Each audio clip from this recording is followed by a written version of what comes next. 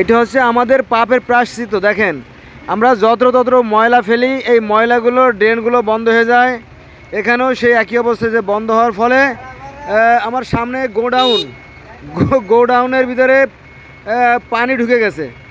মানে পুরো গোডাউনের ভিতরে আপনার হাঁটু পরিমাণ পানি দেখতে পাচ্ছেন। আপনার ভিতরে লোকজন ছোটাছুটি করতেছে। হ্যাঁ, মালগুলো নিশ্চয়ই ভিজে সর্বনাশ হয়ে যাবে। আর এখানে কোটি কোটি টাকার মাল আছে, এটা খুব সহজে সরানো আসলে সম্ভব না।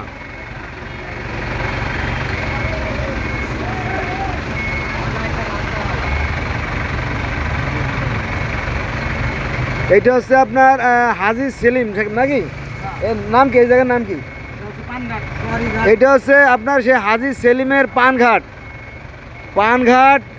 এখানে আমি দেখাতে পারতেছি না, দেখেন অবস্থা। দেখেন, এগুলো কিন্তু আমাদের পাপের প্রায়শ্চিত্ত আর কি, আমাদেরই কর্মফল।